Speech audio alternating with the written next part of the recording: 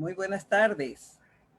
Estamos aquí en la segunda jornada del Encuentro Bicentenarios, reflexiones en torno a los procesos independentistas del siglo XIX. Esta tarde tenemos el grato placer de contar con la presencia de Ángel Emilio Hidalgo y Tatiana Hidrobo Quiñones, quienes van a abordar temas específicos que siguen conformando este mosaico del devenir histórico del proceso de independencia a propósito del bicentenario de Guayaquil y de otras ciudades de lo que luego conformaron Ecuador. Tengo el gusto de darle la bienvenida a Ángel Emilio, a Tatiana, a nuestra directora, Mariela García Caputi.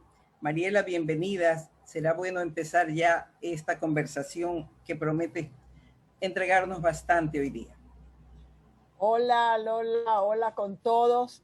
Tatiana, Ángel Emilio, bienvenidos.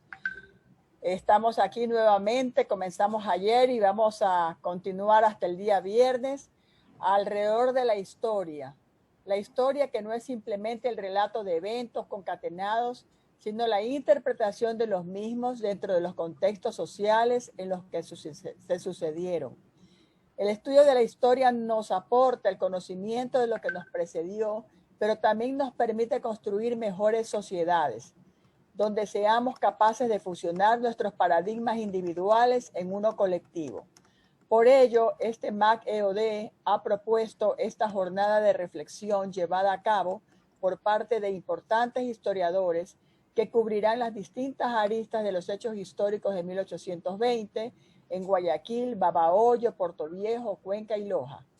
Para que percibamos nuestro bicentenario de independencia de Guayaquil, no como un hecho histórico aislado, sino como un proceso libertario ligado a varios eventos que lo desencadenaron y proyectaron al futuro en el contexto de esta región iberoamericana. Dentro del importante grupo de historiadores que accedieron a esta aventura conjunta y que ayer tuvo un desarrollo tremendamente enjundioso con sus expositores Benjamín Rosales y Melvin Hoyos, hoy presentamos a Ángel Emilio Hidalgo, que analizará a la mujer patriota guayaquileña, y a Tatiana Hidrobo Quiñones, quien enmarcará la independencia dentro del proceso criollo de Puerto Viejo en el marco histórico de 1820. A ellos vaya mi agradecimiento, así como al público que nos visita y al equipo técnico que siempre agradezco el hecho de estar en este museo sin paredes. Muchas gracias. Muy bien, Mariela, muchas gracias también a ti por estas palabras introductorias en las que ya algo has mencionado de la temática que vamos a tratar. Vamos a empezar con Ángel Emilio Hidalgo, quien va a abordar el tema de la mujer patriótica, imaginarios y representaciones sobre la mujer guayaquileña a raíz del proceso independentista. Me gustaría decir unas pocas palabras sobre Ángel Emilio. Es guayaquileño, historiador, poeta y catedrático. Es candidato a doctor en Historia por la Universidad Pablo de Olavide de Sevilla, magíster en Historia Andina y especialista superior en Historia por la Universidad Andina Simón Bolívar, sede Ecuador, y licenciado en Ciencias Sociales y Políticas por la Universidad Católica de Santiago de Guayaquil. Es docente actualmente en la Universidad de las Artes, miembro de la Academia Nacional de Historia, autor de varios libros de poesía e historia, entre otros Sociabilidad, Letrada y Modernidad en Guayaquil, 1895-1930, y el pensamiento integracionista de Simón Bolívar. Entonces le damos la bienvenida a Ángel Emilio, y Ángel Emilio, estamos todos muy gustosos de escucharte. Bienvenido. Muchas gracias. Gracias, Mariela, por esta invitación.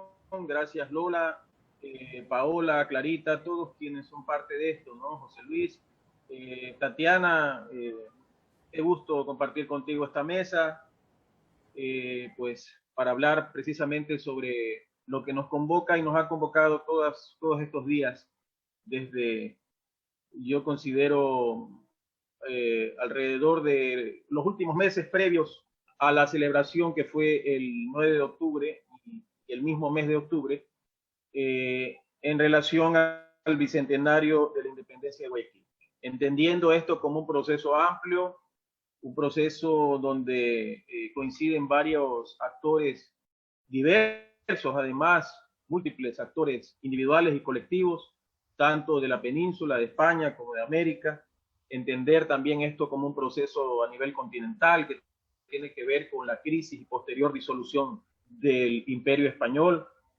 y en el caso de Guayaquil también acceder a los distintos aspectos, algunos desvelados, otros no tanto, otros todavía están cubiertos por el velo de la incógnita, sobre todo respecto a esos actores sociales poco tratados, poco estudiados en los libros de historia, en los textos, sobre todo en los manuales y textos que llegan a los estudiantes, porque esto es fundamental y un poco es la idea que yo tengo de que la historia tiene que estar al servicio de la gente, tiene que estar al servicio de los ciudadanos y ciudadanas, de las personas que quieren conocer sobre su pasado para poder entender el presente y de esta forma valorar aquellos contenidos que tienen que ver con la identidad, con la cultura. Nuestra historia construye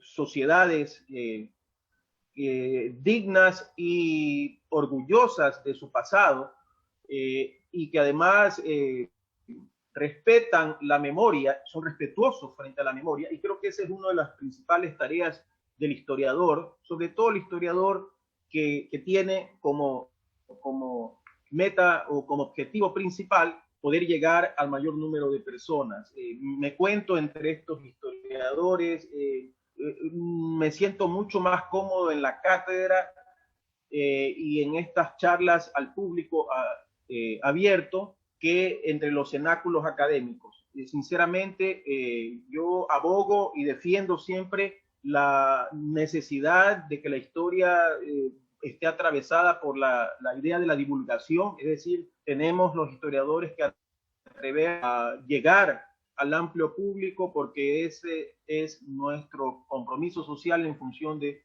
cómo hemos sido formados y sobre todo esa necesidad, como decía, de que estos contenidos lleguen a públicos cada vez más amplios.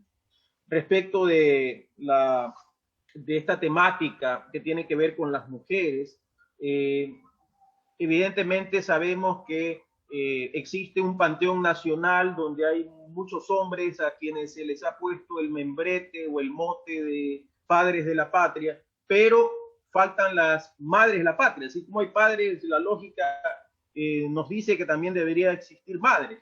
Sin embargo, es muy escasa la presencia de las mujeres en el panteón nacional, principalmente por dos razones, por una razón histórica y por otra razón historiográfica. La historiográfica tiene que ver con la escritura de la historia.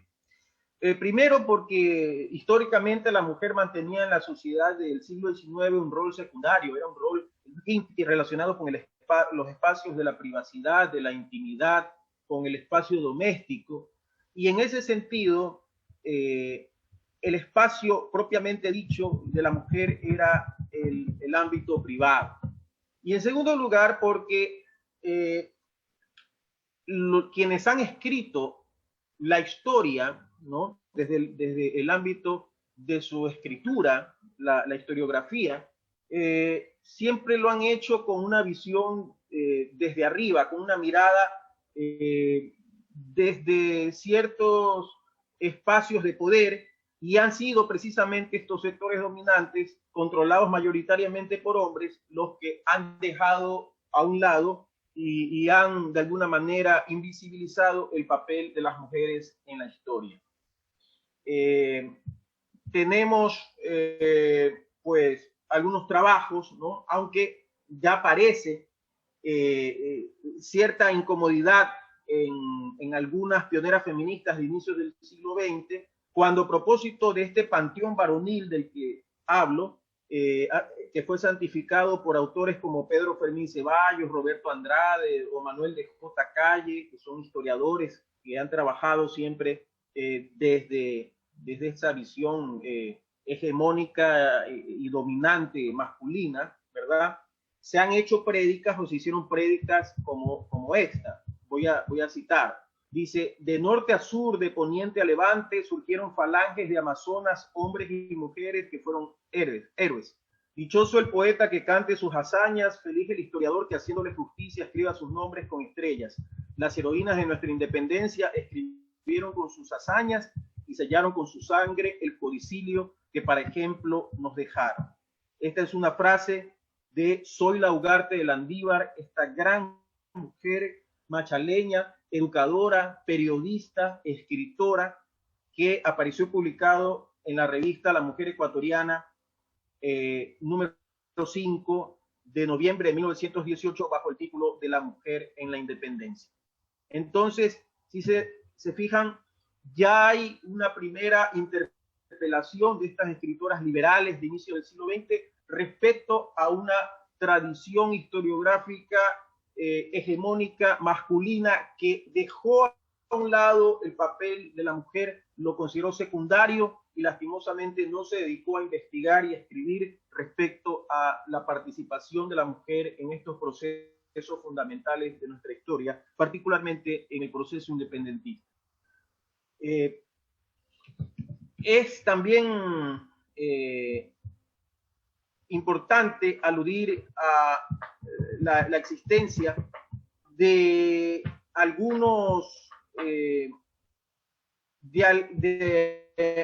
algunas fuentes primarias, ¿no?, que forman parte del relato canónico, podemos decir, de la independencia de Guayaquil y que fueron reunidas en un libro que compiló el historiador y poeta Abel Romeo Castillo, que se llama La Independencia de Guayaquil. Ahí están estos tres relatos, que son los relatos más cercanos a este episodio de nuestra historia, como son el relato de Fajardo, de Roca y de Villamil.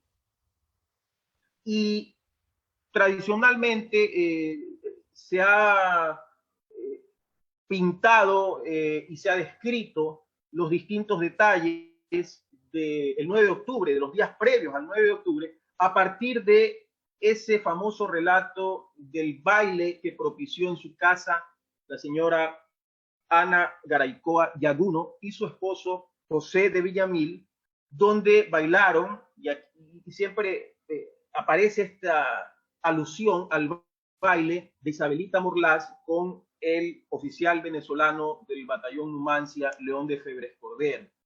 Es decir, este episodio llamado como la fragua de Vulcano, ¿verdad?, ha sido objeto de múltiples relatos y de representaciones pictóricas donde aparecen los patriotas en primer plano. Incluso hay una pintura muy conocida, ¿verdad?, donde ellos están discutiendo, resolviendo sus diferencias y trazando estrategias frente a lo que iba a ser el golpe de Estado que se dio el 9 de octubre de 1820. Pero en ningún lado, dentro de la escenografía de esa fragua de Vulcano, en ningún lado aparecen las mujeres que también estuvieron fraguando la libertad guayaquileña. Aunque es probable que, por un lado, no solo participaran como testigos, sino también que ellas mismas hayan intervenido con sus ideas, con sus aportes, con sus reflexiones sobre la política, para poder asegurar el éxito del movimiento que se inició, ¿no?, a partir de la congregación o reunión en la casa de los esposos Villamil y Garaycoa el 1 de octubre de 1820 y que culminó el 9 de octubre en la alborada, tal como reza la canción de Olmedo. Aquí hay un relato interesante, ¿no?, que nos da el propio Villamil, José Villamil, en uno de estos tres, como decía, textos canónicos de primera mano, porque son fuentes primarias de personalidades que participaron en este importantísimo evento de cambio sociopolítico que fue el 9 de octubre de 1820. Él dice lo siguiente: comí ese día con la familia dejando a mi mujer y a mi madre que había hecho venir de Nueva Orleans después de mi casamiento, el cuidado de arreglarlo todo. Allí lo está confesando José de Villamil, está reconociendo que quienes se encargaron de la organización de la reunión donde se conspiró en contra de las autoridades españolas fueron su esposa y su madre, la señora Jolie, porque él era Villamil y Jolie había nacido en la Luisiana, actualmente Estados Unidos.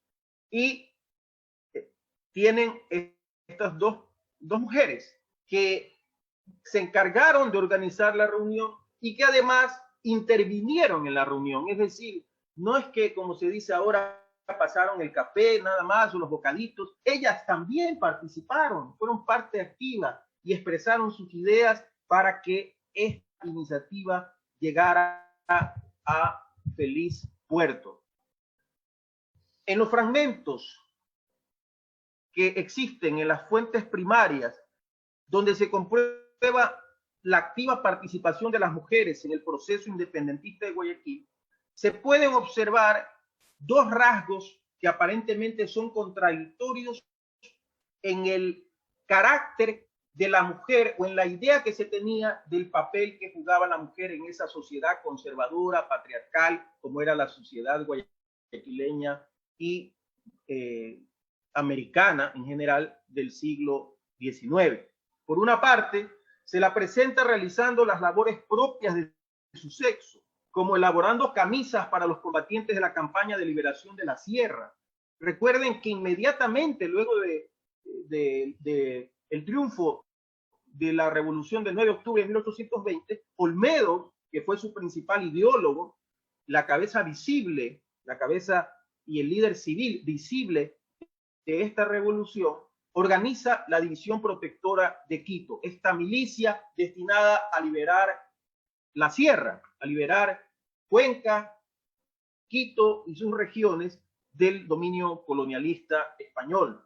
Y en ese sentido son las mujeres las que elaboran las camisas para los combatientes en esa campaña de armas. En 1821 así lo recoge el primer periódico que existió en Guayaquil, que fue El Patriota de Guayaquil. Cito, así dice El Patriota de Guayaquil: necesitándose 3.000 camisas para el Regimiento de Libertadores de la Patria. El hermoso sexo de esta ciudad se ha encargado a porfía de desempeñar su labor, siendo muy particular que la señorita Villamil, que apenas ha cumplido 7 años, reclamó del comisionado que además de las que tomase su mamá, quería hacer 2 por sí, las que se le entregaron. Tan preciosos y sazonados frutos se producen solo en los pueblos libres. Allí está el testimonio que da precisamente de esta situación, de este ámbito de sociabilidad donde la mujer es activa participante. Es importante reparar, por otro lado, en la existencia de una moral cívica que en tiempos de guerra sería considerada un ideal de comportamiento femenino, sobre todo de quienes estuvieron ligadas al proceso independentista. Aquí es cuando se forja la imagen de la mujer patriota, de lo que yo llamo la mujer patriota, a partir de una serie de representaciones que van a aparecer en un sinnúmero de fuentes, diversas fuentes, que ya las voy a mencionar, donde se está construyendo una imagen de la mujer ideal, es decir, de una mujer que combina, por un lado, las cualidades de su bello sexo, esto lo pongo así con comillas porque así se decía en la época, hablaban del bello sexo, y por otro lado, de aquellas cualidades masculinas que tenían que ser necesarias en un contexto de guerra, en una situación anómala, de excepción, como era este proceso de las guerras entre los realistas y los patriotas, combinando, por supuesto, esas actividades tradicionales con las nuevas tareas que los agitados tiempos le imponían. Dos eran las exigencias que garantizaban este nuevo modelo de comportamiento, ¿verdad?, en el siglo XIX, relacionado con la construcción de la mujer patriota, de la imagen de la mujer patriota. En primer lugar, la mujer tenía que ser honorable y virtuosa. Esto ya venía de la tradición colonial, ¿no? La práctica de la virtud estaba basada en el control de las pulsiones sexuales, requisito imprescindible para que una mujer sea considerada honorable, tal como se entendía en esa época el término honor. ¿Qué significaba el honor en la época de la independencia?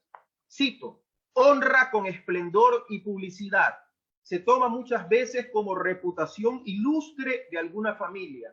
Se toma a sí mismo por obsequio, aplauso o celebridad de alguna cosa. Significa también la honestidad y recato en las mujeres. Subrayo esto. Significa también la honestidad y recato en las mujeres. Se toma a sí mismo por dignidad como honor de un empleo. Esto aparece, esto que acabo de leer, aparece en el Diccionario de Autoridades, publicado en Madrid en 1729, en el tomo 2 del Diccionario de Autoridades de 1729. Así se entendía en las sociedades de antiguo régimen el papel de la mujer. Y como ustedes se dan cuenta, estaba relacionada con la idea del nivel de recato que tenía la mujer que demostrar a partir de sus actuaciones, tanto públicas como privadas. Esto es interesante. El recato entendido o relacionado, vinculado con el control de la sexualidad. Allí hay una clarísima alusión a ese aspecto. Por otra parte, la mujer debía proyectar una imagen de modestia como sello de espiritualidad y alejamiento de las cosas del mundo. La vanidad era considerada un defecto reprochable porque a menudo denotaba falta de juicio, soberbia y provocación. La humildad, en cambio, le orientaba naturalmente a la caridad, a la beneficencia, a estos actos y prácticas socialmente muy valoradas y relacionadas con su carácter femenino.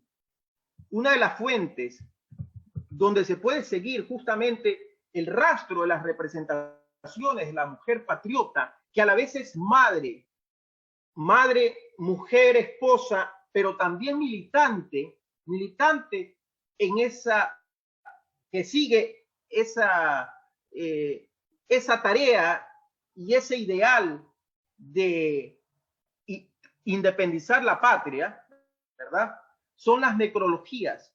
Las necrologías son una de las principales fuentes, es decir, aquellas notas que publicó la prensa guayaquileña en el siglo XIX, lo que nos ayuda a corroborar precisamente la presencia de esa mentalidad dominante en la manera como se construye esa imagen de la mujer patriota. Fíjense que yo me estoy moviendo no solamente en el ámbito de la historia política, sino más bien en la historia de las representaciones culturales, es decir, la historia de las mentalidades que tienen que ver con la historia social y de la cultura, ¿no?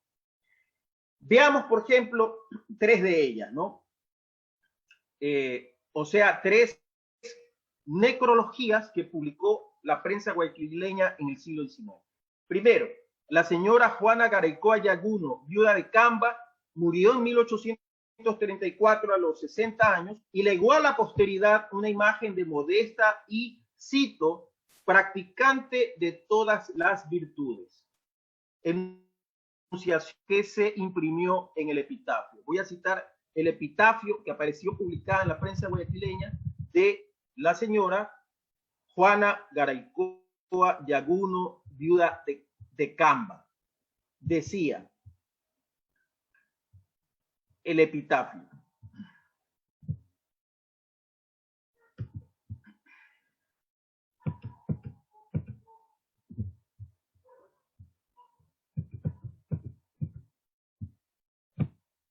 la dulzura de su carácter, su humildad, su piedad, su caridad, su ternura maternal, solo pueden compararse al dolor de sus desgraciados hijos, que ni esperan ni quieren en la tierra más consuelo que vivir siempre inconsolable. Fin de cita. Si se fijan, ¿cuáles son los aspectos que se remarcan? La dulzura de su carácter, su humildad, su piedad, su caridad. Se está configurando la idea precisamente de esa mujer maternal, de esa madre esposa, que al mismo tiempo también entrega su tiempo para desarrollar obras de caridad. Luego, Ana Garaycoa de Villamil, quien como vimos fue pieza clave en la fragua de Vulcano, era considerada un ejemplo de las madres y modelo de las esposas. Mientras que Francisca Gorrichategui de la Valle, esta es la tercera mujer, también reseñada, pariente de las anteriores, y al igual que ellas, afecta cercana a la causa revolucionaria, fue reconocida, cito, como buena esposa, madre tierna y amiga incomparable. Fin de cita. En los casos anteriores, en estos tres casos anteriores que hemos revisado, nos acercamos al perfil de la mujer patriota, pues se trata de madres, esposas y hermanas de personajes ligados a las transformaciones sociopolíticas de esa época. Más allá de la activa participación que tuvieron algunas mujeres de la élite guayaquileña durante las guerras de independencia, la medida de su patriotismo dependía muchas veces, y aquí viene lo interesante, de las actitudes varoniles que aquellas demostraran. Y por eso yo menciono la aparición de esta nueva forma de ser mujer, que es la mujer patriota, relacionada con las tareas vinculadas a las guerras de independencia y la necesidad de, a la par con su espíritu maternal, amoroso, tierno, también actuar de una forma valiente y decidida en relación a lo que, fíjense, aparece en la necrología, por ejemplo, de doña Francisca Gorrichategui de la Valle, que dice que no solo fue una buena esposa, sino también, cito, destaca esa necrología, cito, el patriotismo con que se distinguió durante su vida y los varoniles esfuerzos con que ilustró su sexo. Fin de cita. Quiero que reparen en el aspecto semiótico, en la construcción de un sentido respecto a lo que implica hablar de una mujer que ha puesto al servicio de la patria sus varoniles esfuerzos, ¿no? Además, dice, con los que ilustra su sexo. Es decir, aquí está relacionándolo, vinculándolo con la idea de la ilustración. Recordemos la importancia de la ilustración en la conformación de un ideario patriótico en Guayaquil y en toda la América hispana. Entonces, ¿qué es lo que está ocurriendo allí? Se está, de alguna manera, compatibilizando el rol tradicional de la mujer que venía desde la época de la colonia, ese rol pasivo, con un rol activo que era impuesto por los nuevos tiempos y por el contexto o la coyuntura de guerra, esa coyuntura de una situación excepcional que estaba viviendo Guayaquil y que estaba viviendo la América hispana toda, para poder responder a esas necesidades, sobre todo de ser ella, al igual que el hombre, actor o actriz, en este caso, fundamental de un proceso de cambio social, político, económico y cultural. Similar ejemplo a esto que se señala, tenemos en las menciones que hacen autores como Francisco Campo y Manuel de Calle a destacadas patriotas ecuatorianas como Manuela Cañizares, quien, como ustedes saben, intervino en la Revolución de Quito entre 1809 y 1812, quien recibió el seudónimo de Mujer Fuerte, ¿verdad? Mujer Fuerte. Así lo dice Francisco Campos y también Manuel de J. Calle. En su libro Galería Biográfica, Hombres Célebres, fíjense, ni siquiera aparece por la cabeza del historiador la idea de decir, de escribir como título a ese libro que fue publicado en 1885, Hombres y Mujeres Célebres. No, solo dice Hombres Célebres, y sin embargo incluye a una mujer que es Manuela Cañizares. Y dice, cito, dice Francisco Campos en ese libro, Galería Biográfica Hombres Célebres del año 1885, cito, tanto por el influjo que ejercía Manuela Cañizares sobre los principales corifeos, especialmente con Quiroga, como por la serenidad de su ánimo y por el varonil esfuerzo, recalco, con que animaba la empresa a los que manifestaban algún temor o desconfianza. Y ella es, según el relato tradicional de lo que ocurrió ese 10 de agosto de 1809, quien impreca, ¿no? Lanza esta imprecación frente a los hombres que estaban dudosos, quizá miedosos o cobardes, les dice que vayan adelante como hombres que son en la tarea de patriótica que se les ha históricamente asignado. Y entonces es muy interesante, ¿no? Cómo en momentos de crisis, un momento de crisis sistémica, aparecen estas mujeres y se desplazan de su rol tradicional, podemos decir, hacia otro tipo de actitud expresada en lo público, donde aparecen estos, como se decía en esa época, varoniles esfuerzos, ¿no? Que tenía que ver precisamente con la decisión y la valentía de estas mujeres, no solamente de animar a los hombres para que vayan a la primera línea de batalla, no solamente de elaborar las camisas o de, como se dice popularmente, parar la olla en el campo de batalla al lado de sus maridos, de sus hijos o de sus hermanos, sino también ellas mismas empuñando el fusil y montando a caballo, como lo hizo Manuela Sáenz, por ejemplo, estuvieron peleando, estuvieron y fueron parte de la conformación de estas milicias. Fíjense cómo Manuel de J. Calle se refiere a Manuela Sáenz. Dice, una mujer de grande ánimo y varonil resolución. Así se refiere Manuel de J. Calle a Manuela Sáenz en su libro Leyendas del Tiempo Heroico, publicado inicialmente en 1905. Es decir, se confirma la presencia activa de la mujer en estos procesos de independencia.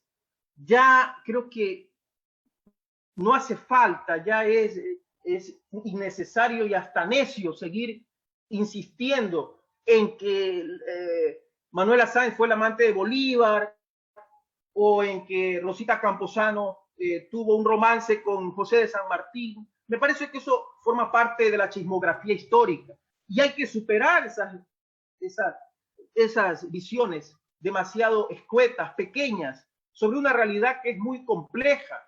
Y aquí viene un poco la tarea de los historiadores, desentrañar los hilos de un ovillo, de un nudo que efectivamente está allí entre las sombras, pero que está esperando investigadores que vayan a esos archivos y que revisen esos documentos para poder precisamente darles el justo lugar que se merecen estos actores y actrices olvidados y olvidadas del proceso independentista en general, de toda la historia ecuatoriana. Las guayaquileñas se involucraron efectivamente y de manera decidida en las luchas independentistas, organizando reuniones conspirativas, elaborando materiales para la soldadesca, dándoles de comer, alimentando a los soldados e incluso contribuyendo con su peculio. Esto es importantísimo. Contribuyeron ellas con su peculio a la tarea libertadora, como por ejemplo doña Josefa Rocafuerte de la Mar, nada más y nada menos que hermana de Vicente Rocafuerte, quien hizo un donativo de 500 pesos para los fondos destinados a la campaña del Perú. Como ella, hubo otras que también aportaron económicamente a este gran objetivo, a esta finalidad que era pues en esos momentos independizarnos ya completamente o definitivamente de España. Esto está en un documento hológrafo en el Archivo Histórico Camilo de Estruje de la Biblioteca Municipal de Guayaquil. Su ilustre hermano, es decir, Vicente Rocafuerte y Bejarano, resume así el invalorable aporte que dieron las mujeres a la independencia, fíjense, años después, en un discurso pronunciado en el Colegio de Niñas de Guayaquil, cuando era gobernador del Guayas, año 1841. Cito: ¿quién ha trabajado con mayor ardor y entusiasmo que el bello sexo por la causa de la independencia? En el año 9, ¿de dónde salió en Quito el primer grito de independencia, sino de la casa de una señora? ¿Quiénes dieron más impulso que las señoras del Guayas al triunfo de este mismo 9 de octubre? Si ellas han contribuido a realizar el brillo de nuestros laureles, si a manera de vestales ellas han conservado sobre el altar de la victoria ese fuego sagrado que hace arder los nobles pechos en amor a la república y a las instituciones liberales, si ellas son las musas inspiradoras del patriotismo, los genios promovedores de lo bello. Fin de cita. Eso es lo que dice Rocafuerte. Entonces, la respuesta es evidente. Fueron las mujeres las que contribuyeron de manera decisiva al éxito de la independencia. Por lo tanto, la imagen de la mujer patriota en estos años se revistió de un imaginario heroico, aunque silenciado por la historia oficial, y ya lo hemos mencionado. Sin embargo, esa historia oficial, escrita por hombres, no tomó en cuenta que, a contrapelo de esa narrativa hegemónica, patriarcal y oficial, la presencia de la mujer ha permanecido y permaneció a lo largo del tiempo, batiéndose en la arena contraria, unas veces retrocediendo y otras veces luchando frente al predominio del logos, otras buscando el descentramiento de la razón masculina y esperando finalmente el cambio de los tiempos. Muchas gracias.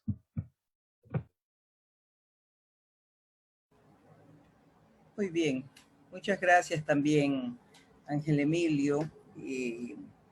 Nos suscitan muchas inquietudes esta participación respecto de este tema de la apreciación que se tenía de la mujer guayaquileña que participó también en la gesta libertaria independentista del siglo XIX, y que desde entonces hasta ahora, hasta cierto punto podríamos ver que ciertos cánones se mantienen, ¿no? Persisten, pero eso va a ser motivo de un espacio que abramos un poquito más adelante. Los que están conectados saben que pueden poner sus comentarios, sus inquietudes, preguntas en el espacio de los comentarios de Facebook, que luego se los vamos a transmitir a nuestros invitados del día de hoy. Entonces, Ángel Emilio, yo te invito a que te sumes a la escucha de la participación de la doctora Tatiana Hidrobo Quiñones. Ella nos va a hablar sobre el proyecto la independencia, el proyecto criollo de Puerto Viejo, ¿no? La doctora Tatiana Hidrobo Quiñones tiene doctorado en Historia por la Universidad Andina Simón Bolívar, es magíster en Estudios Latinoamericanos, licenciada en Ciencias de la Comunicación, autora de artículos indexados, profesora universitaria, ha participado en el proyecto Museológicos Museográficos, es autora de varios libros, entre ellos Estado y Sociedad e Insurgencia en Manabí, Evangelización y Religiosidad Indígena en Puerto Viejo en la época colonial, Historia de Manta en la región Manabí, tras las huellas de la ciudad de los cerros Historia de la Iglesia Católica, Cristianismo en Manabí, el Espacio Cultural de Cancebí o Puerto Viejo y el Sistema Umiña. Entonces, con esta breve presentación del aporte de la doctora Tatiana Hidrobo al estudio de la historia, la dejo en el uso de la palabra para hablar sobre este proyecto criollo de Puerto Viejo en la independencia. Buenas noches, un saludo cordial a todos y a todas. Muchísimas gracias a Mariela García, directora del MAC, por esta invitación. Gracias nuevamente porque esta iniciativa ha llenado un vacío en el contexto de esta crisis sanitaria. Todos los historiadores sabemos que este año la expectativa giraba alrededor del Congreso de Historia que se realiza cada 2 años y que seguramente podrá realizarse posteriormente. Felicitaciones al equipo del MAC por esta organización brillante. Un saludo cordial a Ángel Emilio Hidalgo, destacado historiador guayaquileño. También quiero señalar que me uno al homenaje que se le hace a José Antonio Gómez Iturralde, un historiador perseverante de Guayaquil que defendió con ahínco y documentadamente algunas tesis. Por otra parte, pues hizo un trabajo encomiable a favor del rescate y la conservación de los archivos históricos del Guaya. Así es que me uno a esta iniciativa y a este homenaje. Ya se ha anunciado el tema de mi participación. Voy a intentar acompañar esta exposición con unos carteles porque el tema va a tratar mucho un enfoque de espacio y de escala y creo que podría comunicar mejor la idea. Así que voy a intentar compartir pantalla en este momento, ¿sí? Me dicen si es visible la pantalla. ¿Estamos bien? Bueno, continúo. Ustedes pueden observar ahí una especie de introducción. He querido colocar una serie de palabras claves que nos permitan ir enlazando, en realidad, 2 escalas. La escala del sistema mundo, que es una escala global, con unas realidades políticas que se reconocen con el nombre de revoluciones e independencias, para luego aludir a esto que hemos llamado el proyecto criollo de Puerto Viejo. Quisiera invitarlos a que quienes nos siguen por Facebook, los compañeros historiadores y más, visualicemos que nosotros no estamos mirando 1820, estamos mirando un periodo histórico que transcurre entre 1748, y ya lo vamos a explicar por qué, y 1822. Como suele ocurrir, que los historiadores hablamos mucho porque no nos alcanza el tiempo para mencionar tantos actores, tantas acciones, imaginarios. Entonces, yo, por cautela, voy a comunicar lo que sería la conclusión de esta exposición, a partir de un trabajo de varios meses que, por supuesto, es inconcluso. Vemos ahí un subtítulo que dice una antigua ciudad entre comillas, en tiempos de expansión global y revolución. Y bueno, la conclusión a priori es que los criollos de Puerto Viejo ya se han familiarizado, algunos estudiantes que están acompañándonos respecto del uso de este nombre, esta palabra de criollos que corresponde a un estamento. Bueno, estos criollos de Puerto Viejo reaccionaron ajustando principios tradicionales, imaginarios tradicionales de tipo medieval, es decir, que tienen su origen en la España y en Europa en una época anterior, y los acoplan a unas formas de pensar modernas que se reconocen más con esta palabra de liberales o liberalismo. Pero ¿para qué lo hicieron? Es verdad que existen unas formas de pensar, pero también es cierto que hay unas condiciones prácticas que hacen que los seres humanos y los conjuntos sociales en un momento dado tengan que tomar un tipo de decisión. Lo hacen porque necesitan mantenerse enlazados a un sistema mundo o a una globalización económica en expansión desde el siglo XVI, al mismo tiempo que luego recorrido hasta el siglo XVIII está ocurriendo una especie de hecatombe porque se está derrumbando uno de los imperios más importantes, otros están entrando en crisis y se está experimentando un conjunto de revoluciones transatlánticas. Aquí ustedes pueden ver un esquema, intento un poco representar siempre la esfera, y vemos aquí unos espacios que normalmente no encajan cuando tratamos de explicar estos procesos políticos reducidos a una localidad.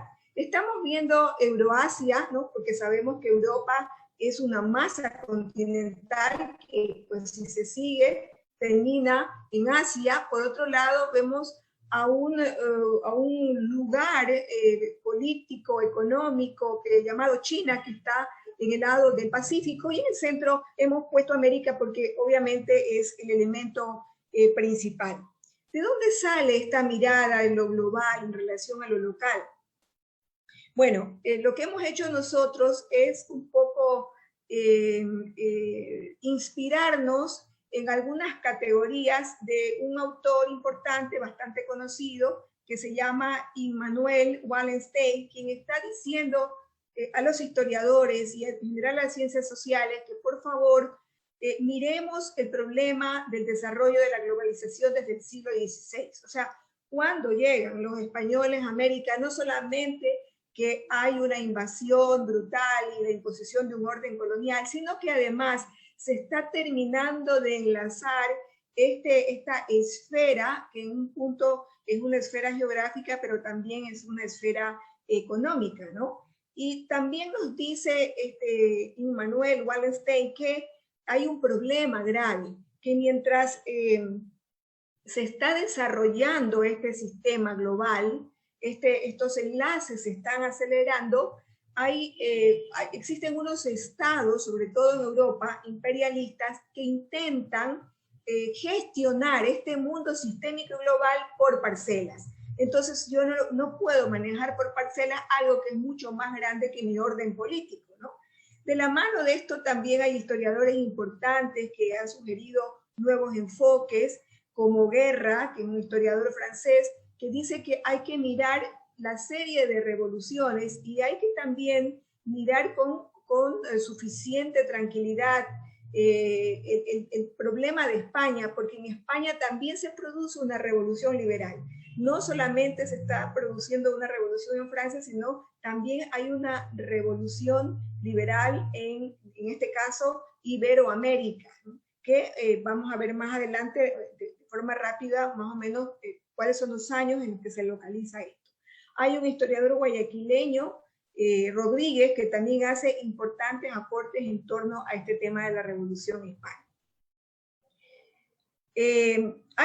Solamente para representar esto, he tratado de hacer unos juegos de diseños esquemáticos, pero en general, más allá de que se vuelve a poner en cuestión el tema de la relación contradictoria entre absolutismo y globalización, aparecen abajo unos años, ¿no? Solamente para recordar que en 1776 hay una independencia de los colonos ingleses que pues, se transforman en Estados Unidos. Luego, en 1789 se inicia la Revolución Francesa, y en 1812, para poner un año, la Revolución Española, y en 1814 el inicio de las independencias en Hispanoamérica. Esta fecha de 1814 puede ser problemática, pero había que poner ahí una seña en la cronología. Si quiere podemos después hablar por qué.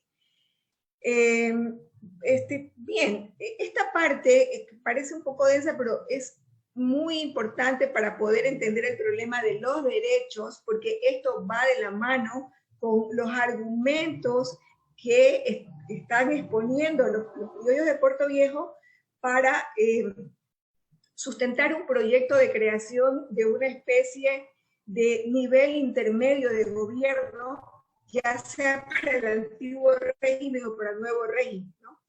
Entonces hemos querido aquí señalar algunas diferencias entre lo que es esto del antiguo régimen y lo del nuevo régimen. No nos vamos a detener mucho en hablar sobre el tema porque el tiempo se nos va, pero quisiera invitarlos a que miren ustedes el tema de los derechos corporativos divinos en el antiguo régimen en relación a los derechos individuales. ¿Qué es esto? Mucha gente cree que en el antiguo régimen no existen derechos y que solamente estos derechos, digamos, son un aporte de las revoluciones liberales. Bien, hoy pues esta palabra derechos es una palabra muy apropiada por la ciudadanía que tiene la posibilidad en estos proyectos democráticos de reclamar el ejercicio de amparos de sus derechos humanos, de sus derechos individuales. En el antiguo régimen, estos derechos eran corporativos. ¿Qué quiere ser corporativo? Corporativo viene de cuerpo, ¿no? Estos derechos están descansando sobre unos grupos que tienen una posición dentro de una jerarquía social. Entonces, tenemos que, por ejemplo, la Iglesia Católica es una corporación con derechos, pero también es una corporación con derecho. Tienen estos derechos corporativos las ciudades. Esto es muy singular, sobre todo está muy presente, por ejemplo, en la historia española, hasta el día de hoy, ¿no? Cuando se habla de las autonomías, etcétera, es porque esto de aquí descansa en una vieja tradición que da cuenta de estos derechos corporativos que tienen un elemento sustancial, son territoriales. Es decir, un territorio con unas localidades y con una cabeza esencial, que es una ciudad principal, es un ser que es imaginado como portador de derechos. Bien, dejamos a un lado una serie de cosas que tienen que ver con la relación entre el libre comercio, en el otro caso Estado mercantilista. También es importante mirar el tema de la soberanía, que es una palabra que la vamos a mirar más adelante. En el uno, la soberanía está pensada como en un suceso mediante el cual Dios deposita en el pueblo y el pueblo le ha entregado esta soberanía a un monarca, y en el otro la soberanía está directamente depositada en el pueblo. Vamos a tratar de ir sí ahora hacia lo local, ¿no? Aquí se ha desaparecido un poco una imagen, pero lo que sí vemos es que hay un cartelito que dice Noticias Secretas de América. Y arriba estamos colocando un subtítulo que dice Puerto Viejo, un enlace con el sistema mundial. Bueno, en 1736, para ya entrar en materia dentro del siglo XVIII, hay una misión, y dentro de esa misión están dos espías, ¿no? Unos espías, y estos espías en sus informes dicen que a través de Puerto Viejo están ingresando. Ojo que quiero un poco aclarar, porque actualmente se conoce a Puerto Viejo como la ciudad de Puerto Viejo, pero nosotros nos estamos refiriendo acá a Puerto Viejo como una provincia, y esta palabra provincia es entre comillas porque consta en los documentos, ¿no? Entonces, ellos están avisando que a través de las costas y de los puertos naturales de la provincia de Puerto Viejo ingresan mercaderías que van hacia Guayaquil, y que una de esas mercaderías más preciadas son las sedas chinas. Entonces aquí, bueno, ahí apareció ya la imagen que estaba perdida. Aquí nuevamente el esquema para entender esto, ¿no? Sí, bueno, desde China, desde China, la ruta es la siguiente. China está comunicándose con Acapulco. Acapulco es muy importante, el área del Pacífico es muy importante, y bueno, Acapulco es México, el México colonial. Esta mercadería está bajando por Panamá, pasa por Chocó, que es un punto también importante porque hay minas de oro, ingresa a Puerto Viejo, y por supuesto hacia adelante o hacia el sur hay toda una dinámica. En 1778 prohíben, debido a estos informes, el arribo de barcos, ¿no? Esta es la ruta que se está siguiendo. Ustedes pueden imaginar que de regreso estaba saliendo hacia China y por medio de Filipinas tanto plata como oro, ¿no? Y es un trabajo que debemos hacer los historiadores para comprender todo este flujo, este movimiento del valor oro y hacia todas las sociedades que están en el Pacífico. Veamos aquí entonces. Puerto Viejo, dice el subtítulo, es el espacio histórico imaginado como reino. La palabra reino la ponemos también entre comillas, no nos vamos a detener, pero el hecho es que el Estado hispano, ¿no es cierto?, el Estado imperial hispano con sus colonias, originalmente replica unas tradiciones. Entonces ellos, en realidad, lo que existe son una serie de pactos entre reinos cuya cabeza principal es la monarquía. Están anudados a través de este monarca, pero son una sucesión de reinos. Allá está, por ejemplo, Zaragoza y una serie de reinos más, que son una ciudad principal con un conjunto de pueblos subordinados, ¿no? Entonces aquí hemos presentado, para que quede un poco la evidencia de cómo Requena en 1774, cuando tiene que dibujar el mapa de la gobernación de Guayaquil, porque efectivamente todos estos pueblos están subordinados políticamente a Guayaquil, sin embargo tiene que colocar esto de la provincia de Puerto Viejo y vamos a ver por qué lo hace, ¿no? No nos vamos a detener mucho, solo sí para decir que hay una jerarquía que se reconoce en la ciudad capital, así la llaman la ciudad capital de Puerto Viejo, están los documentos, una serie de pueblos de indios, algunos de los cuales son mucho más importantes en términos económicos y demográficos, como vemos es el caso de Jipijapa, que tiene 8.708 habitantes, versus esta ciudad capital, que tiene 2.942, ¿no? También Montecristi es importante. Pero, ¿qué hacemos los historiadores contando todo esto si no nos referimos a la sociedad en sí? Todas las historias siempre serán historias sociales. A veces tenemos que segmentar tiempos, a veces tenemos que segmentar enfoques más políticos, más económicos, etcétera, pero en definitiva estamos contando la historia de una sociedad, ¿no? Y bueno, esta parte de la exposición quiere un poco sintetizar, señalando que en esta provincia de Puerto Viejo, parte de la gobernación de Guayaquil, más o menos el 40 o 45% de su población son indios, que están en los pueblos de indios, y que hay otros que son blancos mestizos, en una proporción menor, bastante interesante, pero los mestizos, digamos, sabemos muy bien que, digamos, ha habido un cruce entre diversos estamentos o estatus, incluso castas, ¿no? En términos económicos no se parece a lo que está pasando en la cuenca del Guayas, porque en Guayas se está gestando lo que sería la hacienda cacaotera, ¿no? Pero en cambio, en el caso de estas zonas norteñas, hay una diversidad productiva que está descansando, sobre todo en manufacturas o artesanías, como por ejemplo la pita, o en este caso que hemos puesto en medio, la producción de sombreros de paja toquilla, cuyo registro de exportación aparece ya en 1784, y como vemos, solo en 4 años se triplica esta producción, lo cual no quiere decir simplemente que la sociedad está mejor, porque lo que hay es una mayor presión sobre los trabajadores para que incrementen su producción, y han creado para eso un sistema de deudas, que es otro tema también interesante. ¿Qué ocurre en términos ahora sí políticos en estas diferentes escalas? ¿No? Las escalas amarillas, bueno, son las escalas que corresponden al imperio, a lo que está sucediendo en términos tanto de las colonias americanas con la metrópolis, pero que forman un conjunto, una unidad.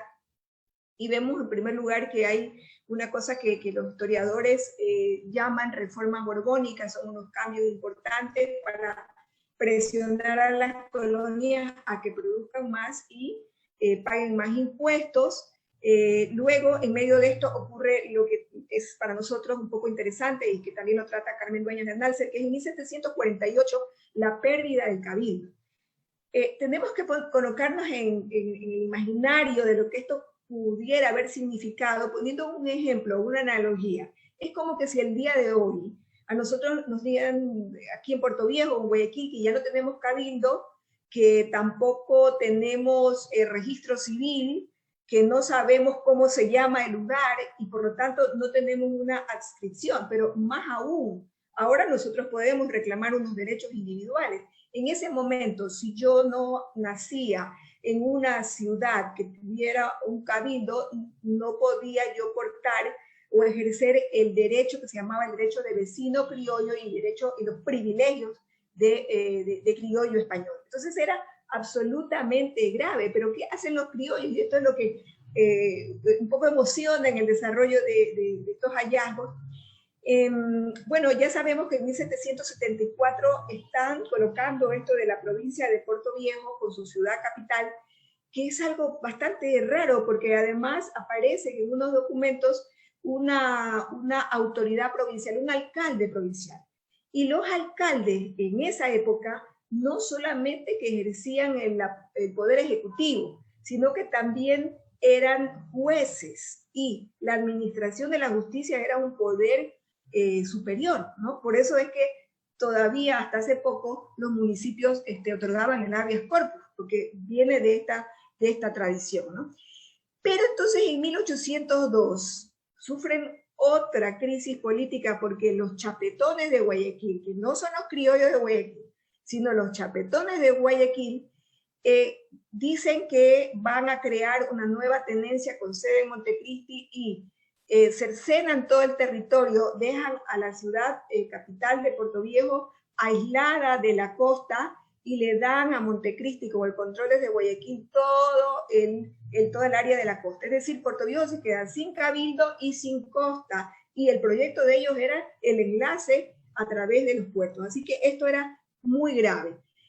Ocurre una crisis tremenda en España. Todos sabemos que en 1808 se produce un vacío de poder, porque los franceses prácticamente secuestran al monarca. Para los españoles y para los americanos no había antecedente de esta crisis, nadie se imaginaba cómo lo podían sustituir, hasta que estas ciudades de allá o de acá comienzan a decir que la soberanía, que en ausencia del monarca la soberanía regresa a el pueblo soberano, y que ese pueblo soberano está representado en estas ciudades, en estas corporaciones, y por lo tanto en Chuquisaca, en Quito, en 1809, etcétera, se organizan juntas. En Guayaquil no se organizan juntas, pero hay sí unas reacciones interesantes que también merecen en un momento dado estudiar, ¿no? En 1810, el cura que está acá en Puerto Viejo y que es ibarreño quiteño, está refugiando a los patriotas de Quito. Es decir, hay un enlace ya en desarrollo de alianzas políticas que no son muy visibles, que son muy complicadas poderlas encontrar en documentos, porque estas cosas no se dejan escritas, pero hay evidencias de esto. Y bueno, en 1812 aparecen los criollos de Puerto Viejo reclamando nuevamente, insistentemente, sobre el tema de la existencia de esta especie de reino, y dicen algo muy interesante, dicen: nosotros tenemos unos derechos originarios porque esta ciudad fue fundada por los conquistadores y la monarquía entrega unos derechos especiales a aquellas ciudades que son de fundación española y que fueron creadas por estos conquistadores. Somos hijos de esos conquistadores, dicen los criollos, y además tenemos evidencia de que uno de ellos luchó contra Rumiñahui en Quito, ¿no? Entonces estas cosas son bastante interesantes, porque nos llaman la atención de la necesidad de retroceder un poco para entender. En 1812 hay esto que se llama la Corte de Cádiz, porque hay una revolución, hemos hablado ya de eso en España, y se aprueba una de las constituciones más liberales de este conjunto de revoluciones transatlánticas. La llamada la PEPO, o la Constitución de Cádiz, es muy interesante en muchas cosas. Entonces, luego de esa constitución, determinan que tienen que crearse cabildos constitucionales, pero ya Puerto Viejo, aunque crea su cabildo constitucional, tiene una jerarquía igual que otros pueblos como el de Jipijapa, Montecristi, etc., ¿no? Y en 1814 hay una vuelta sobre todo en Jipijapa y Puerto Viejo. El tema entre Guayaquil y Puerto Viejo merece realmente mucho más tiempo. Lo he puesto aquí porque no podemos pasar por alto esta relación estrecha que hay entre Guayaquil y Puerto Viejo, entre los comerciantes de Guayaquil y los comerciantes de Puerto Viejo. Muchos comerciantes de Guayaquil tenían que sacar el cacao por aquí cuando todavía era prohibido el comercio, incluso entre las mismas colonias, ¿no? Entonces, bueno, aquí lo que quiero yo señalar es esta figura de Olmedo, porque creo que más allá del tema militar, la gran figura del proceso guayaquileño y el que está liderando un proyecto de tipo civil es Olmedo. Y vamos a ver también un poco más adelante cómo hay una alianza para que no sea un poder militar el que quede gobernando este proyecto, sino un civil y todos los movimientos que se dan y las reacciones que se dan en Puerto Viejo, ¿no? Aquí, bueno, no nos vamos a quedar en esto, pero sí pueden ustedes visualizar la cantidad de acontecimientos y de actores que se están produciendo en 1820 para referirnos solamente al espacio Guayaquil-Puerto Viejo, ¿no? Por ejemplo, en enero están entrando insurgentes en Charapoto, que hay que ver si son aliados de Buenos Aires, porque en 1818 hay una alianza que aparece entre indios de Ipiapa y insurgentes de Buenos Aires, ¿no? Esto es una historia mucho más larga. Bueno, aparece también, por supuesto, como un hito lo del 9 de octubre, pero esto es también interesante. El 11 de octubre hay una crisis entre Olmedo, más o menos para situar el día, entre Olmedo y Escobedo. Es una crisis más compleja, pero bueno, nos vamos a singularizar en estos dos personajes, porque Escobedo es un militar foráneo e intenta de alguna manera quedarse administrando este nuevo proyecto y Olmedo se hace a un costado, pero hay que mirar que todo es una estrategia política, porque en realidad la independencia de Guayaquil está legitimada por el Cabildo, y tanto Villamil como Olmedo son parte del Cabildo. Es decir, aquí la institución corporativa, ese cuerpo que es el ayuntamiento, juega un papel muy importante, y entonces en el momento en que tiene que Puerto Viejo pronunciarse, hay también unas novedades. Primero, Puerto Viejo, que tiene un cabildo constitucional, sin embargo no aparece. No se pronuncia el cabildo de Puerto Viejo, un asunto muy extraño, al menos que aparezca en algún archivo, que todavía es posible eso, el acta de 1820 del cabildo.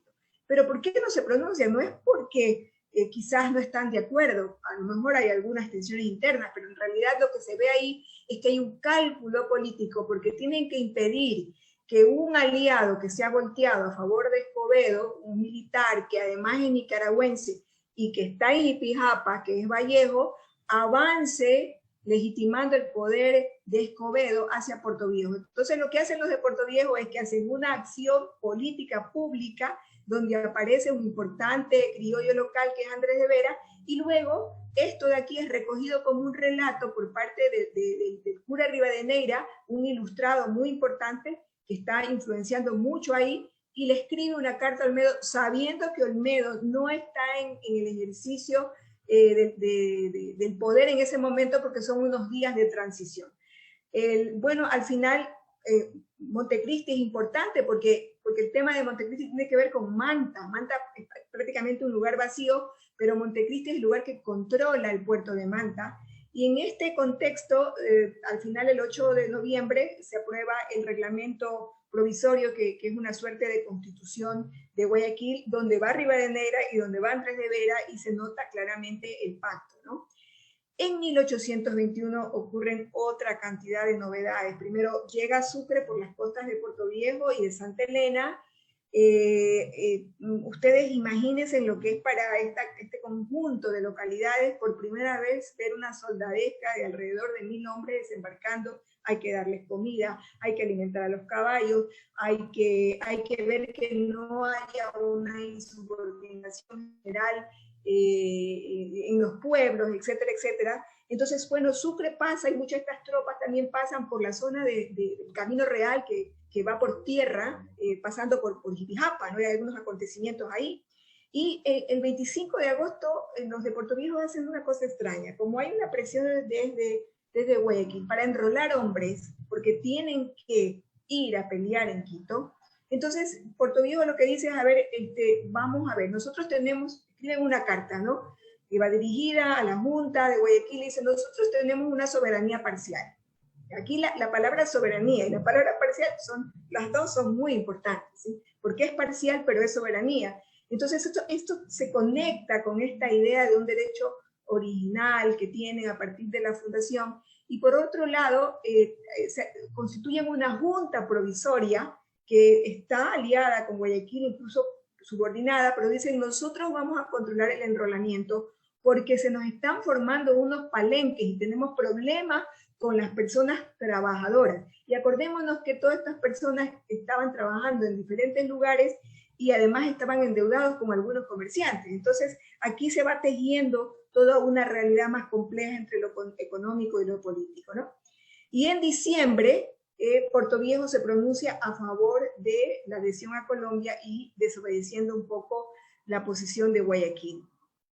En 1822 ya se consagra el triunfo en Quito, luego Bolívar prácticamente obliga a la adhesión de Guayaquil, hay también una reunión del colegio electoral, y en 1822 en ese colegio electoral alguien propone que Guayaquil se constituya en un departamento que tenga una jerarquía y que este departamento esté constituido por provincias, e imaginan varias provincias, entre esas me parece que la de Tumbalá, que corresponde a lo que hoy es Santa Elena, y le dan el nombre de Manabí a lo que era la provincia de Portoviejo. Todo también un desafío para los historiadores, y ya hay algunos hallazgos respecto de cómo aparece este nombre de Manabí y cuándo aparece y por qué aparece, ¿no?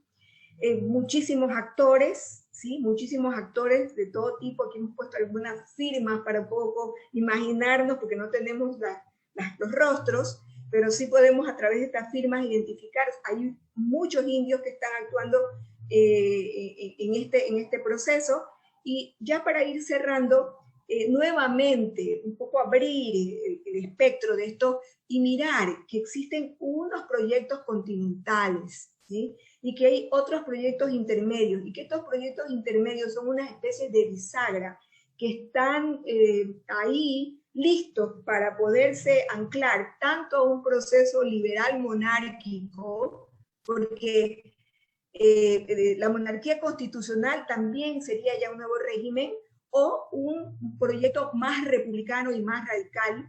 Habría que ver, ¿no? Habría que ver también cuántos proyectos de estos intermedios tienen lugar en este momento, pero uno de los casos es este proyecto criollo de la provincia de Portoviejo, que decimos tiene como propósito, o sea, recoger toda esta tradición, esta legitimidad desde la colonia por su fundación, luego anclarla y convertirla de provincia colonial en provincia de republicana, ¿no? Para un poco alegrarnos la vista, el tema del sombrero, que juega un papel importante en la base económica, en la base social. Aquí vemos cómo San Martín, hay un registro histórico de esta pintura, dice, luciendo un sombrero guarapón de Guayaquil, que sabemos que es tejido en lo que hoy es Manabí, y Bolívar, uno que probablemente sea de Mocora o de Pasto, ya los dos en el momento histórico de su retirada, ¿no?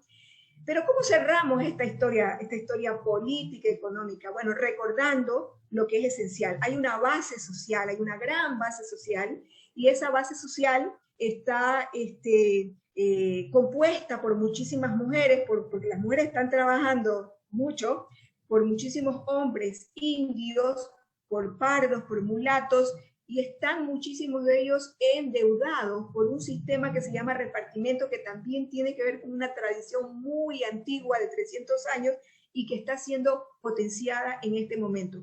Ellos están sobretrabajando y por eso hay una molestia. Todo esto se puede condensar en el largo tiempo, cuando por ejemplo vemos un dato de 1828, después de la independencia, que señala que un señor Juan Álvarez del Barco está reclutando mulatos en la zona de Chone. Y de ahí para adelante lo que nosotros vemos a partir de 1830, 1835 es una enorme agitación que acompaña a la nueva provincia de Manabí durante todo el siglo XIX. Muchas gracias. Muy bien. Muchas gracias, Tatiana, por esta participación amplia que nos ha trazado algunos círculos, ¿no? Empezando por el amplio, el grande, y como ir, y que va cerrando el círculo para ir aterrizando al núcleo de Puerto Viejo. Vamos en este momento a pasar a la participación de quienes nos han planteado preguntas, comentarios respecto de las dos participaciones del día de hoy, la de Ángel Emilio Hidalgo en la primera parte y la de Tatiana Hidrobo en la segunda parte.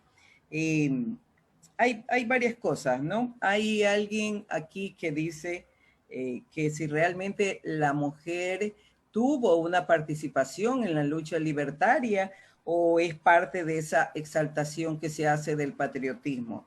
Creo que eso ya no tiene mucha duda. Ángel Emilio, te invito a que abras tu micrófono y que nos respondas esta inquietud de uno de nuestros invitados conectados a este conversatorio. Bueno, es evidente a raíz no solamente de lo que yo he expresado, hay otros historiadores, historiadoras que han trabajado, por ejemplo, Jenny Estrada trabajó su libro Mujeres de Guayaquil, fue pionera en esas investigaciones, también se ha trabajado desde la nueva historia, es decir, el papel de la mujer es clave y es fundamental en este proceso. Aquí no se trata de levantar un discurso patriótico o nacionalista, todo lo contrario, se trata de, en honor a la verdad, visibilizar cuáles son todos los actores sociales, políticos, económicos y culturales de un proceso que, como muy bien dijo Tatiana, fue un proceso complejo. Entonces, por ejemplo, no se ha historizado el papel de los sectores subalternos en la independencia de Guayaquil. Yo recuerdo una vez, hace muchos años, que yo escuché al gran historiador, al maestro Jaime Rodríguez Ordóñez, al maestro Jaime Rodríguez, en una charla en el Museo Naín Isaías, decir que son las generaciones posteriores de historiadores guayaquileños y ecuatorianos los que tienen que historizar a los sectores subalternos. Y efectivamente, esa es la tarea que tenemos como nueva generación, como las nuevas generaciones. Sin embargo, tenemos también los historiadores en general, tanto los historiadores de amplia experiencia como los más jóvenes, tenemos una limitación, y esa limitación tiene que ver con las fuentes. Como dice el historiador de la Escuela de los Anales, Roger Chartier, el ámbito privado es un espacio demasiado silencioso para el historiador. ¿Por qué? Porque no aparece, más allá de las cartas, de las epístolas, entre los personajes famosos o prestigiosos de la época relacionada con estos espacios del mundo privado, del ámbito íntimo. Y entonces allí es donde hay que buscar precisamente, y además leer entre líneas. Esas fuentes tienen que ser interrogadas de una manera muy cuidadosa, más allá de lo que ya se ha dicho y se ha escrito desde esa historia oficial que ha privilegiado, mayoritariamente escrita por hombres, ya lo mencioné, ha privilegiado sobre todo las fuentes, esas fuentes oficiales, los documentos oficiales, los bandos, las proclamas, los discursos, etcétera. Hay que ir mucho más allá de las fuentes que han sido utilizadas por una historiografía predominantemente escrita por hombres y por, además, hombres que pertenecían siempre a un estatus socioeconómico elevado, y también preguntarse por la participación de los sectores populares, que es algo que hace falta llenar desde la historiografía ese espacio fundamental para entender precisamente cómo, en primer lugar, cómo funcionaba la sociedad en esa época, en segundo lugar, cómo se tejían las relaciones interétnicas e interclasistas, y en tercer lugar, entender también su aporte, no solamente como actores colectivos, sino como actores individuales. Hay que historizar la historia. Eso es un poco el mensaje. Gracias. Que también creo que en esa misma línea algunos dicen, bueno, sí, en la época de Manuela Cañizares, ella tuvo una presencia activa en el proceso independentista, pero ¿por qué no aparecen las otras? ¿Por qué solo siempre hay la preponderancia de una o dos figuras cuando seguramente había más mujeres participando?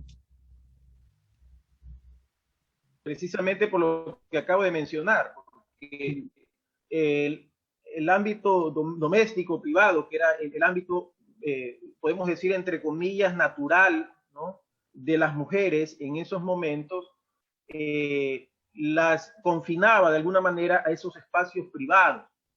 Sin embargo, hay que mencionar que no solo fue Manuela Cañizares en el caso de la Revolución de Quito. Está, por ejemplo, Rosa Zárate.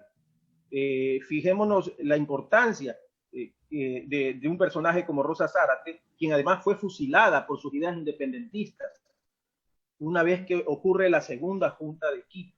Entonces, si hubo además la participación activa de mujeres en los barrios, ellas también eran parte de la organización de liderazgo de las mujeres. Y aquí cabe, Ángel Emilio, que están celebrando, que te refieras también a que las mujeres deben ser ya, dejar de ser vistas, las de la independencia, como la amante de Bolívar, la amante de San Martín, superar la chismografía histórica, como dijiste, para empezar a darles el verdadero valor que tienen. Ahora, tengo una inquietud para Tatiana, una referencia histórica importante. Preguntan, ¿Puerto Viejo era parte de la provincia de Guayaquil y después provincia de Puerto Viejo y luego provincia de Manabí?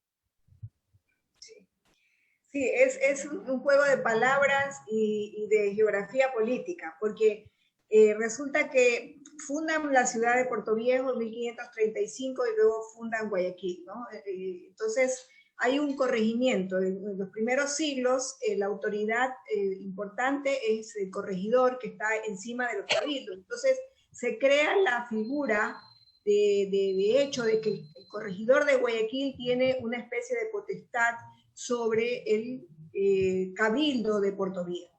Sin embargo, es un espacio complejo, no es el único, porque en otros lugares hay donde existen dos ciudades de fundación española. Hay en otros sitios donde solamente existe una ciudad y ahí no hay ningún tipo de duda. El tema real era que Guayaquil era un puerto potente, ¿sí? Además, este puerto era el que enlazaba lo que al final de cuentas interesaba, por lo menos en el siglo XVI y XVII al principio, que era Quito, donde estaba la mayor fuerza de trabajo y las expectativas incluso mineras y de producciones textiles. Y por otra parte, Guayaquil era un astillero muy importante y donde estaba la institucionalidad, ¿no?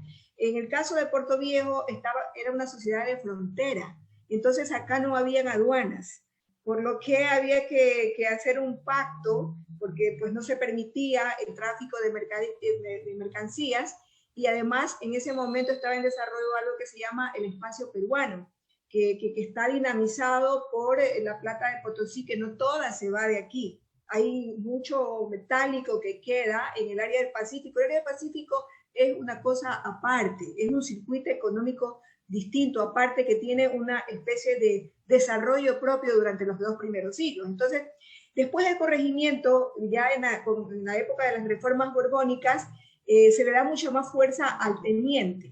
Y cuando crean la gobernación de Guayaquil, me parece que me corrija ahí Ángel Emilio si la memoria me falla, que es en 1763, me parece, cuando ya crean la gobernación, que es una entidad militar, porque ya hay unas reformas borbónicas. Entonces comienzan además los líos porque les dan nuevas competencias a estos gobernadores chapetones que son nombrados directamente, que rompen con la élite. Hay una historia ahí compleja entre Cucalón y Bejarano, que es uno de los comerciantes que también han dado mucho espacio en la historia de Guayaquil. Entonces, bueno, esta gobernación se divide en términos políticos, administrativos, en partidos. Entonces, Puerto Viejo es una complejidad, porque en términos políticos administrativos es un partido, tiene un teniente, pero en términos históricos y en términos de toda esta argumentación para poder controlar el territorio, tanto montaña, donde están desarrollando la recolección, porque hay un avance en la frontera agrícola, ¿no? Y el puerto, que es todo un sistema. Entonces, para poder controlar eso, necesitan volver a decir y recordar, oiga, mire, que lo que pasa es que yo fui fundada por conquistadores y le gané a Rumiñahui, y por lo tanto yo tengo unos derechos especiales, ¿ah? O sea, mejor lleguemos a un acuerdo. Tú me pones el teniente, pero yo se lo valido. Si me ha quitado el cabildo, yo ahora me pongo un alcalde provincial. Y esta figura del alcalde provincial es toda una cosa que está en el limbo. Yo mismo no he visto, no sé si en el Emilio me puede decir, yo no he visto la figura del alcalde provincial, menos todavía en 1802, ¿sí? Y el alcalde es una autoridad muy importante en el ámbito de justicia. No sé si logro un poco explicar, es decir, por eso hay un título que es una provincia dentro de otra provincia, porque la provincia es considerada en el imaginario como un reino.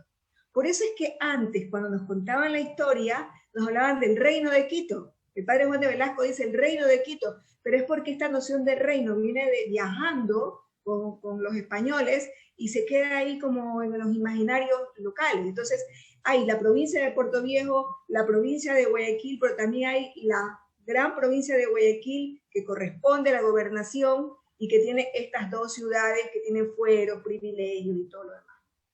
No sé si expliqué. Desde 1764, cuando se crea la gobernación de Guayaquil, desde allí empieza la gobernación. Ok, gracias, Emilio, por esa precisión. Sí. Es otra cosa que preguntan, si Rocafuerte era gobernador de Guayas o de la provincia de Guayaquil, para esa fecha de la época en que gobierna Rocafuerte.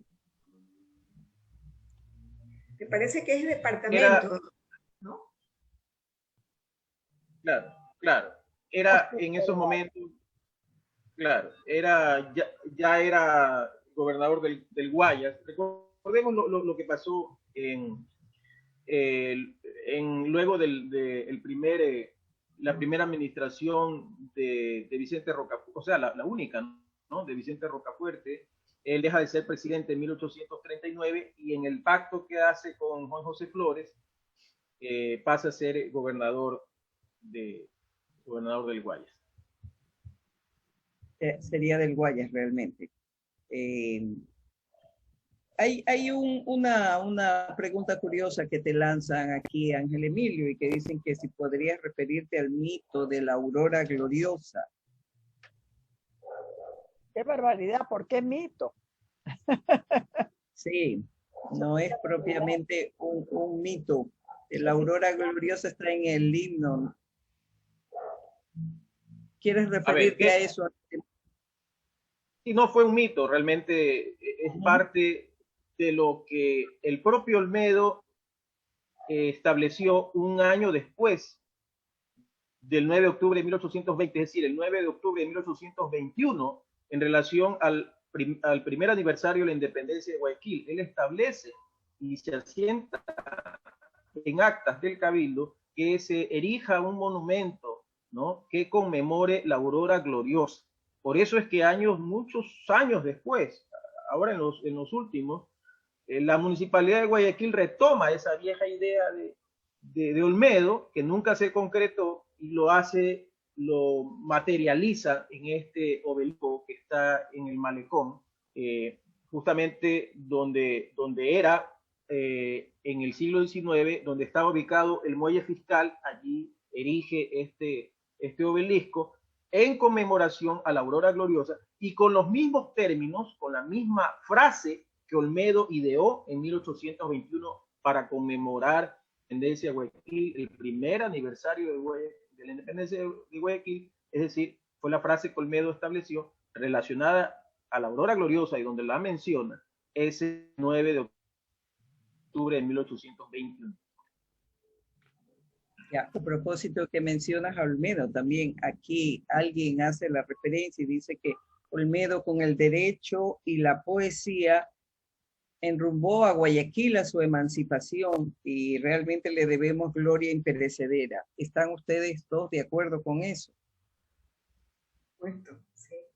Sí, si me permite, a mí me parece que es muy importante lo que ocurre antes, ¿no? Todo lo de la fragua, de Vulcano, etcétera, pero quizás en la necesidad de darle un valor a esta parte épica, no olvidamos de algo, y quizás con más propiedad lo pueden decir los historiadores guayaquileños, no yo, descuidamos mucho primero la acción del cabildo en el amanecer, ¿no es cierto? Sin el cabildo no se legitimaba nada, pues necesitaba una institución.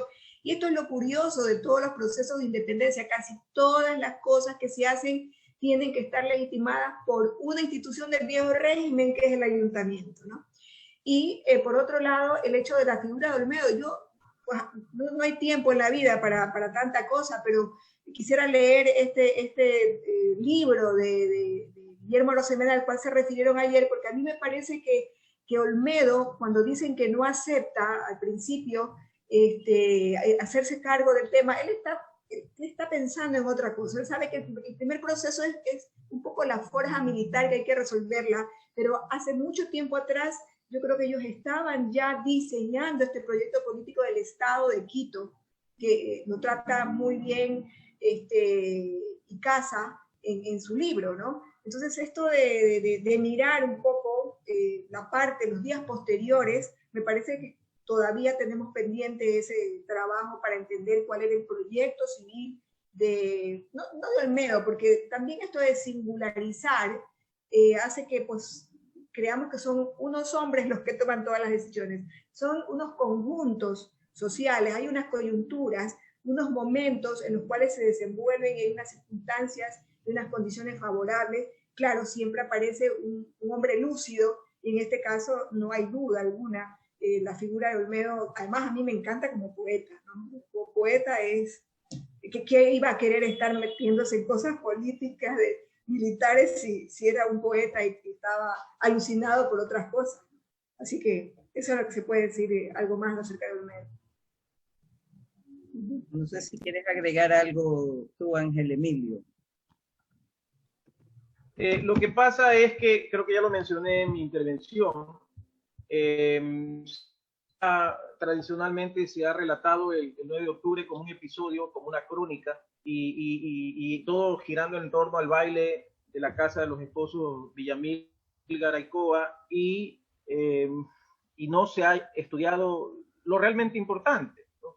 Es decir, ¿cuáles fueron esos actores? Poder trazar la cancha en relación a los actores, a sus proyectos políticos, sociopolíticos, económicos, entender la importancia del liberalismo como esa ideología que estaba detrás y que venía desde la Revolución Francesa, y entender la importancia del republicanismo, entender la importancia de las nuevas palabras, de los nuevos conceptos que se manejaron en esos años: soberanía, representación, ¿verdad?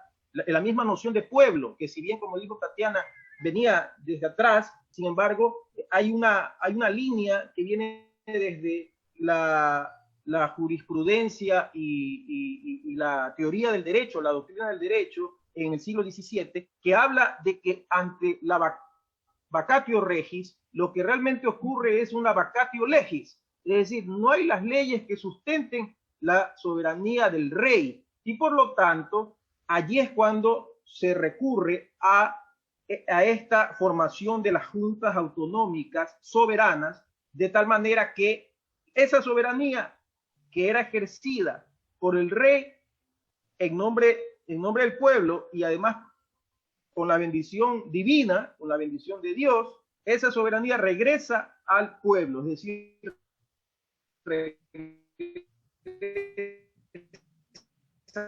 a los reinos. Por eso es que se conforman las primeras juntas a partir del 9, regularmente en Chuquisaca, hoy Sucre, y en La Paz.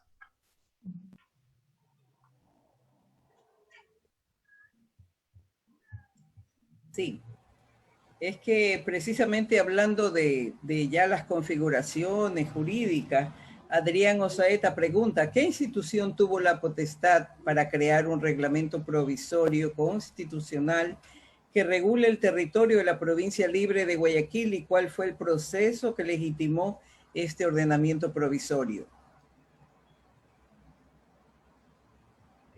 Bueno, eso, por ejemplo, es importante. Lastimosamente no hemos tenido mucho tiempo. Creo que mañana lo va a abordar esto Carmen Dueñas, porque se forma un colegio electoral. Es decir, el proyecto guayaquileño es un proyecto republicano, porque ya nace con esta idea de unas funciones divididas. O sea, antes lo que había es un absoluto que, en términos muy generales, administra todas las funciones que supuestamente tiene un poder. Entonces, lo nuevo, en este caso, es que recogiendo la tradición de Cádiz, por eso se dice que hay mucha influencia, porque acordémonos que Olmedo tuvo una escuela enorme en Cádiz, ¿no? Es un hombre que ha hecho un recorrido, es un verdadero ilustrado. Entonces, no es que improvisa, y este reglamento provisorio de Guayaquil es considerado como una constitución en sí, que tiene elementos, y crea, bueno, ya fue una idea que la dispone el 10 de octubre el Ayuntamiento de Guayaquil, convoca a los pueblos. Las elecciones son una verdadera revolución porque por primera vez se ejerce el voto, aunque hay que ver que es un voto indirecto, no es un voto directo todavía. Entonces eligen a estos representantes que son los que aprueban este reglamento provisorio a finales de 1820, y además designa a la Junta, porque la Junta en un primer momento es provisional, pero solamente es legítima y suficiente cuando ya el colegio electoral reconoce a estos tres sujetos, porque son tres, Roca, Jimena y Olmedo, quienes van a dirigir este proceso, bueno, que tiene luego ya ustedes saben los sucesos que siguen, ¿no? Entonces este reglamento rige para todo lo que sería la anterior gobernación de Guayaquil, dígase las provincias de Puerto Viejo, la provincia de Guayaquil o la gran provincia histórica de Guayaquil. Sí, en efecto, mañana vamos a tener ese tema mucho más amplio con la doctora Carmen Dueñas de Anhälser. Y más bien aquí una pregunta, Tatiana, que dicen que bajo su criterio, ¿qué piensa si Jipijapa hubiera sido la capital y no Puerto Viejo? Ya que esta es importante por la vía para llegar a Guayaquil, entre otras provincias. Bueno, hipótesis podemos decir muchas, ¿no? Todos los pueblos quisieran ser centros y estar jerarquizados, pero hay dos cosas o muchas cosas que decir de Jipijapa. Primero, que ellos están localizados dentro de lo que es el Camino Real, desde que se convierten en una reducción, porque a principios del siglo XVI, poco después de que llegan los españoles, lo que hacen son una reducción, cogen las parcialidades y las organizan por un tema de evangelización y de organizar la mano laboral. Esto estamos, o sea, 300 años atrás, ¿no? El siglo XVI. Jipijapa es una reducción, como lo es Picuanzá, por ejemplo, también, y algunos otros pueblos, y sin embargo, al estar en este nudo importante, en esta zona de paso, tiene mucha más población, pero es un pueblo de indios en un momento dado cerrado, porque no se permite que haya forasteros. Y los caciques tienen, entre comillas, privilegios. Los caciques que están dirigiendo las parcialidades de indios no son cualquier sujeto, son gente muy importante. Y Puerto Viejo, Jipijapa es mucho más importante durante la colonia en términos económicos y en términos demográficos que la misma Puerto Viejo. Tanto es así que luego, más tarde, cuando ya hay otras dinámicas demográficas, bueno, surge el tema de Montecristi con mucha más fuerza, pero alrededor de los primeros décadas, por unos días, Jipijapa fue capital de la provincia de Manabí, pero por un tema de una forja que había ahí, porque sí hay una disputa interna luego por la capitalidad. Sin embargo, el conjunto se ve obligado poco a poco a sintetizarse en un centro coordinador que es el rol económico político que luego juega Puerto Viejo.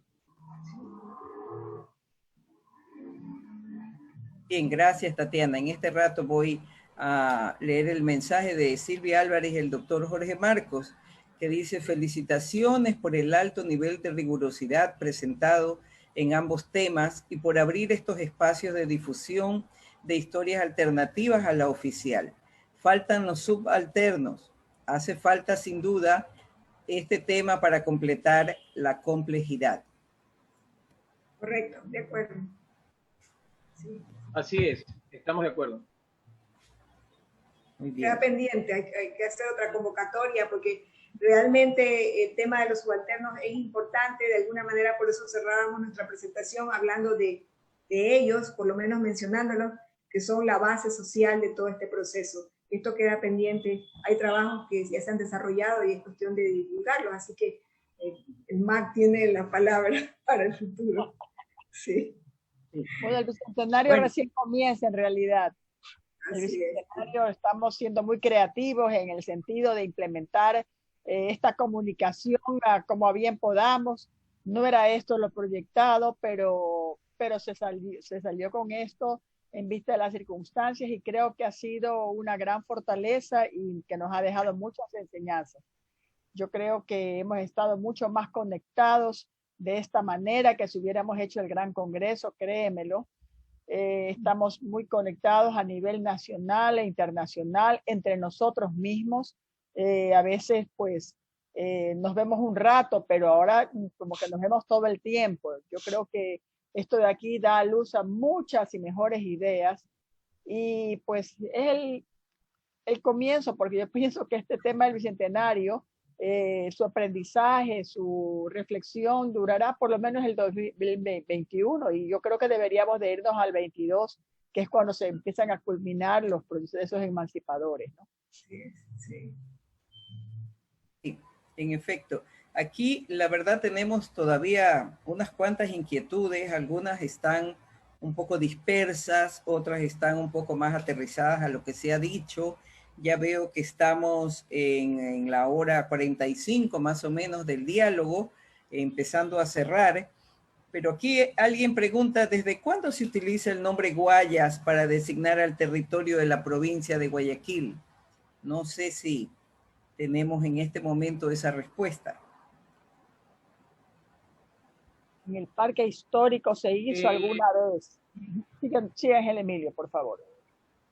Sí, fue un término que se utiliza desde precisamente en el momento en que cobra la importancia la cuenca del Guayas, entendida también como esa región, ese emporio de gran desarrollo y auge económico. Recuerden que inicialmente cuando llegaron los españoles, este no era el río Guayas, este era el río de Guayaquil. Siempre fue durante la época de la colonia el río de Guayaquil. Posteriormente, ya en el siglo XIX, es que paulatinamente comienza a hablarse del Guayas. Y resulta interesante también entender que la idea de Guayas se remite no solamente a la ciudad, sino a una región implicada en distintos pisos ecológicos o en diversas altitudes. Tenemos una cuenca alta, la cuenca alta viene desde la cordillera occidental de los Andes, tenemos una cuenca media y una cuenca baja. Entonces, la idea del Guayas es, para mí, me parece importante que haya prevalecido finalmente la idea de la provincia del Guayas para evitar la alusión, por un lado, a Guayaquil en el sentido de lo que alguna vez dijo Bolívar, ¿no? Una ciudad y un río no puede ser una república, y hablaba de la republiqueta, pero en realidad no era una ciudad y un río, era toda una región. Y entonces hay que entender también, justamente, por un lado, esa configuración espacial regional, porque era toda la costa del actual Ecuador, excepto Esmeraldas, pero también hay que entender la formación de nuevas regiones que se dieron en el siglo XIX, como fue el caso de Manabí, que no solamente es provincia, realmente también es una región en relación a Guayas, a ese otro conglomerado y sociedad que tiene sus propias características que están vinculadas con sobre todo con el ámbito del monocultivo y la agroexportación y esta labor económica que nos da sustento desde la época de la colonia y que sobre todo en el siglo XIX se convierte en un renglón importantísimo para la economía nacional. Muy bien, muchas gracias, Ángel Emilio. Voy a cerrar con un planteamiento que agradeceré lo respondan ambos para dar por concluida la jornada del día de hoy e invitarlos a la del día de mañana, donde tendremos pues la participación de Víctor Hugo Arellano, quien hablará sobre San Martín y la independencia, de Guayaquil, y de Carmen Dueñas de Anhälser, que precisamente va a hablar de ese reglamento provisorio de la provincia de Guayaquil y la Constitución de Ecuador en 1830, que va a ampliar un poco el tema que de alguna manera se ha planteado hoy día aquí. Alguien pregunta, todos estos acontecimientos de independencia enmarcan un antes y un después. ¿Cuál de estos procesos de independencia fue el más tajante en la historia jurídica, política que hoy conocemos? A criterio de ustedes, ¿cuál de estos procesos de independencia ha marcado la historia jurídica, política al tiempo de hoy? No sé si quieren empezar, Tatiana. Sí. Yo creo que fueron varios. Yo creo... Sí, sigue Ángel Emilio, sigue tú primero, por favor. Gracias. Decía que fueron varios. Yo no creo que hay que hacer una especie de top 10 como ocurre en las canciones, un playlist ahora en el mundo de la música en tiempos de globalización. Yo creo que hay que valorar todo esto como un solo proceso. Ya estamos, al menos yo, ya estamos un poco cansados de esa pelea absurda, regionalista entre Quito y Guayaquil, entre la costa y la sierra, cuando en realidad todo esto es parte de un solo proceso que se inició el 10 de agosto de 1809, y eso hay que reconocer. Lo que sucede es que lo que primero fue un pronunciamiento autonómico, luego, con el paso del tiempo, a partir del año 1814, cuando asume el trono de España Fernando VII y echa a un lado, echa al tacho de la basura la Constitución Liberal de Cádiz de 1812, a partir de allí ya no es posible negociar, ya no es posible sentarse en la mesa de las negociaciones, y allí empieza una campaña pro-independentista en todo el territorio de América Hispana. Eso es algo que hay que entender, por lo cual Guayaquil, 6 años después, ya en condiciones para poderse declarar independiente, lo hace, sobre todo a partir de la necesidad de esta élite mercantil, agroexportadora, de que no exista ninguna serie de trabas respecto al libre comercio, que es lo que está detrás de la revolución de Guayaquil. Entonces hay que entender, luego había que evidentemente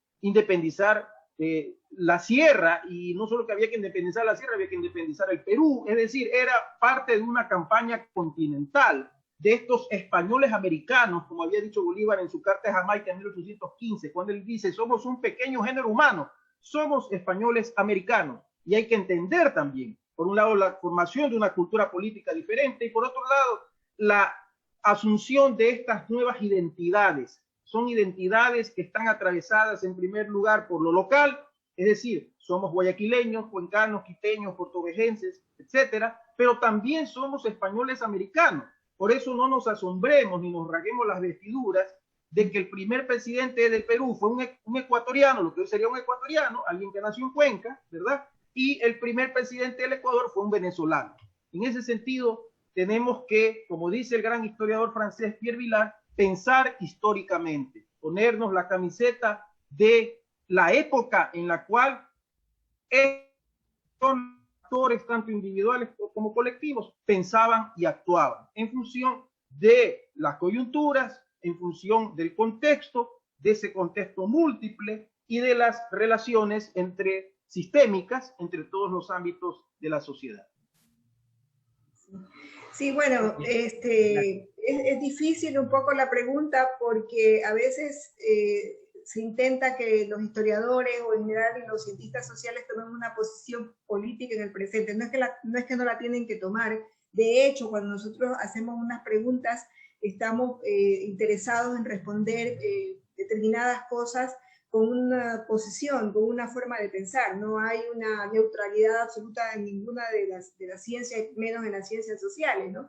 Sin embargo, me parece sí sugerente señalar que quizás hay elementos de ruptura. Los proyectos hay unos que terminaron, hay otros que quedaron en el camino, hay otros que se modificaron, como hemos visto, hay diferentes escalas, pero hay unos elementos que son fundamentales y que por esta cantidad de hechos no nos detenemos a explicar suficientemente. Y vuelvo a mencionar a Jaime Rodríguez, quien está proponiendo ya hace más de 10 años que consideremos, creo que también con Guerra, que consideremos la ruptura que se produce con la Constitución de Cádiz y la ruptura que se produce en el orden jurídico, en el orden de la materialización de derechos, en el orden de instituciones nuevas, porque imagínense de la noche a la mañana, un conjunto de pueblos en América, y eso lo trabaja él, que se vean abocados a la experiencia del voto, porque lo demás de alguna manera venía modificando. Sin embargo, acudir a las urnas, o al menos ver que se tenía que elegir pluralmente una representación para que luego finalmente hagan nuevas leyes, creo que es un elemento de ruptura enorme. Entonces hay que mirar ese tema de la Constitución de Cádiz, la relación con otras constituciones, por supuesto, el reglamento provisorio de Guayaquil, lo que pasa en Cuenca que también, y lo que pasa en Quito, que también emite un documento alrededor de 1812 para ver cómo se va dando este proceso de los cambios institucionales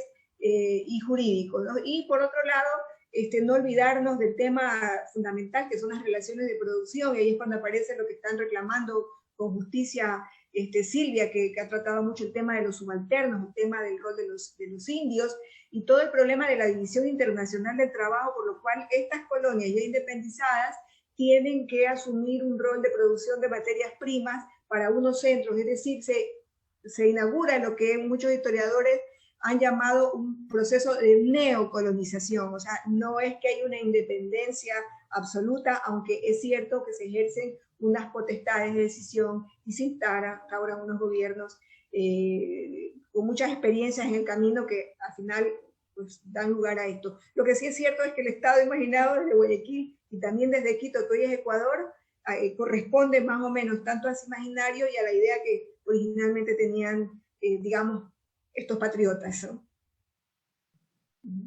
Muy bien. Muchísimas gracias por todas las exposiciones y respuestas de ustedes. Ha sido, creo, otra excelente jornada y queremos repetirla mañana con los otros invitados. Ya saben, mañana a las 6 de la tarde los volvemos a esperar. Muchas gracias, Ángel Emilio Hidalgo, Tatiana Hidrobo, por estas brillantes exposiciones. Mariela, que es una de las más entusiastas impulsoras de estas jornadas, los compañeros que están detrás de cámaras apoyando esta realización.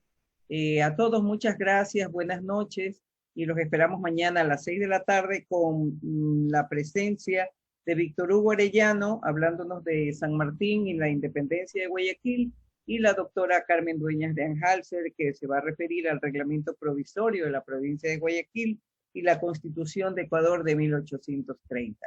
Gracias, buenas noches. Gracias, muy buenas noches. Gracias.